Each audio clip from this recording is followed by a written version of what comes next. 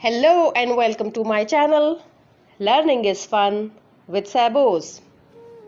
क़ससुल अनबिया के इस सेशन में जो किस्सा आज हम आपके लिए लेकर आए हैं वो है हज़रत नूह अलैहिस्सलाम का किस्सा।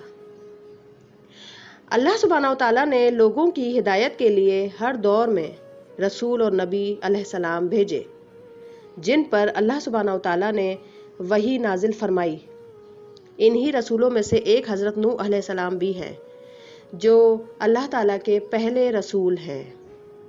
हज़रत आदम अलैहिस्सलाम के इंतकाल के बाद बहुत अरसे तक उनकी औलाद अक़ीदा तौहीद पर कायम रही। फिर आहिस्ता आहिस्ता उन लोगों में बिगाड़ पैदा होने लगा और वो शिर्क में मुब्तला हो गए। चुनाचे जब ज़मीन पर बुत परस्ती आम हो गई तो अल्लाह सुब्हानहू तआला ने अपने बंदा और अपने रसूल हज़रत नूह अलैहिस्सलाम को इस मुशरिक कौम की तरफ भेजा। ये कौम इराक के इलाके में आबाद थी। शैतान इंसान का अज़ली दुश्मन है। उसने रोज़े अव्वल से ही इंसान को बहकाने और गुमराह करने की कसम उठा रखी है।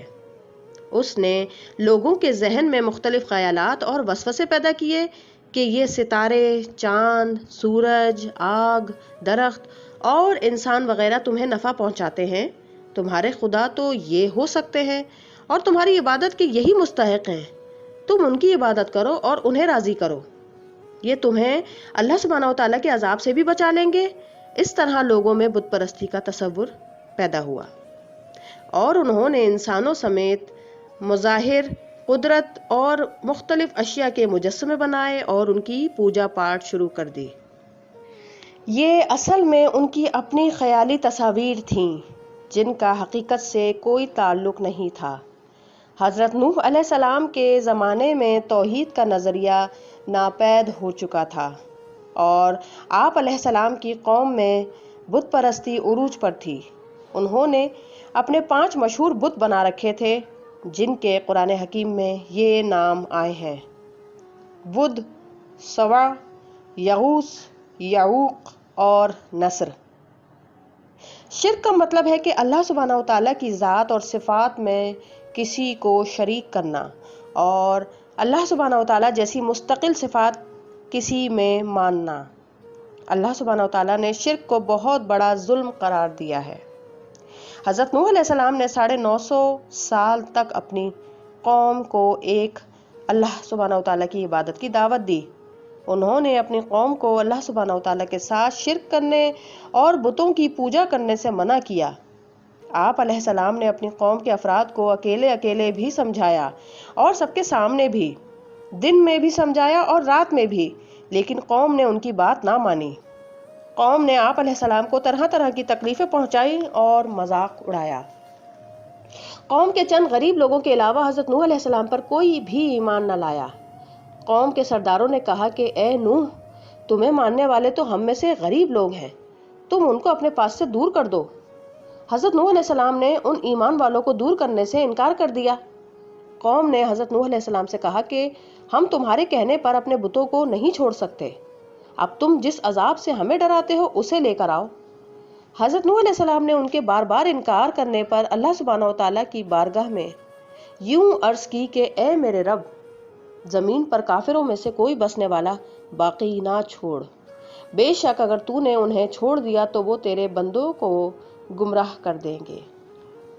जब कौम की मुसलसल नाफरमानी और उनके अजाब तलब करने पर अल्लाह सुब्हानहू तआला ने इस काफिर कौम को अंजाम तक पहुंचाने का इरादा फरमा लिया, तो हज़रत नूह अलैहिस्सलाम की तरफ वही फरमाई गई कि आप अलैहिस्सलाम की कौम में से मज़ीद लोग ईमान नहीं लाएंगे। फिर आप अलैहिस्सलाम को एक कश्ती बनाने का हुक्म दिया। चुनाचा हज़रत नूह अलैहिस्सलाम ने यह कश्ती अल्लाह सुब्हानहू तआला के हुक्म और हिदायत के मुताबिक लकड़ी के तख्तों और कीलों से बनाना शुरू की। जब आप अलैहिस्सलाम ये कश्ती बना रहे थे तो काफिर कौम उनका मजाक उड़ा रही थी। उनका ख्याल था कि हर तरफ खुश्की ही खुश्की है, ये कश्ती कहाँ चलेगी। लेकिन हज़रत नूह अलैहिस्सलाम ने उनकी बातों की परवाह किए बगैर अल्लाह सुब्हानहू तआला के हुक्म पर अमल जारी रखते हुए कश्ती बना ली। जब काफिरों पर अल्लाह सुब्हानहू तआला के अजाब का वक्त आया तो अल्लाह सुब्हानहू तआला ने हज़रत नूह अलैहिस्सलाम को कश्ती में अपने घर ایمان والوں اور جانوروں کے ایک ایک جوڑے کو سوار کرنے کا حکم فرمایا۔ اللہ سبحانہ و تعالیٰ کے حکم سے زمین سے پانی نکلنے لگا اور آسمان سے پانی برسنے لگا، اور دیکھتے ہی دیکھتے پانی طوفان بن گیا اور پہاڑ جیسی اونچی موجیں اٹھنے لگیں۔ حضرت نوح علیہ السلام کے 3 بیٹے حضرت حام، حضرت سام اور حضرت یافس ان کی ساتھ کشتی میں سوار تھے، جبکہ ایک بیٹا یام کشتی سے باہر تھا۔ حضرت نوح علیہ السلام نے یام کو آواز دی کہ اے میرے بیٹے، کشتی میں سوار ہو جا۔ اس نے کہا میں پہاڑ پر چڑھ جاؤں گا، وہ مجھے بچا لے گا۔ حضرت نوح علیہ السلام نے فرمایا کہ آج اللہ سبحانہ و تعالیٰ کے سوا کوئی بچانے والا نہیں۔ اچانک ایک موج آئی اور ان کا بیٹا بھی دیگر کافروں کی طرح غرق ہو گیا۔ اللہ سبحانہ و تعالیٰ نے حضرت نوح علیہ السلام کے ساتھ کشتی میں سوار سب اہل ایمان کو محفوظ رکھا۔ اللہ سبحانہ و تعالیٰ نے زمین کو اپنا پانی نگلنے کا حکم دیا اور آسمان کو پانی برسانے سے روکا۔ چنانچہ اللہ سبحانہ و تعالیٰ کے حکم سے طوفان تھم گیا اور طوفان کا پانی خشک کر دیا گیا۔ حضرت نوح علیہ السلام کی کشتی ارارات کے پہاڑی سلسلے کے ایک پہاڑ جودی پر جا کر رک گئی۔ ارارات ترکی اور آرمینیا کی سرحد کے قریب ہے۔ یہ علاقہ آرمینیا کی سطح مرتفع سے شروع ہو کر جنوب میں کردستان تک ہے۔ یہ پہاڑ آج بھی جودی ہی کے نام سے مشہور ہے۔ کشتی میں بچ جانے والے لوگوں نے اللہ سبحانہ و تعالیٰ کا شکر ادا کیا اور اللہ سبحانہ و تعالیٰ کی فرما برداری میں زندگی گزارنے لگے۔ حضرت نوح علیہ السلام کے بعد ان کے ایمان لانے والے 3 بیٹوں یعنی حضرت حام، حضرت سام اور حضرت یافس سے انسانوں کی نسل چلی۔ اسی لیے حضرت نوح علیہ السلام کو آدم ثانی بھی کہا جاتا ہے۔ ویورز، اس قصے سے جو سبق ہمیں حاصل ہوتا ہے وہ یہ ہے کہ شرک ایک بڑا گناہ ہے جس سے ہمیں خود بھی ضرور بچنا چاہیے اور دوسروں کو بھی بچنے کی دعوت دینی چاہیے۔ اللہ سبحانہ و تعالیٰ اور اس کے رسولوں علیہ السلام کی اطاعت کرنے والے ہی دنیا اور آخرت میں کامیاب ہوتے ہیں۔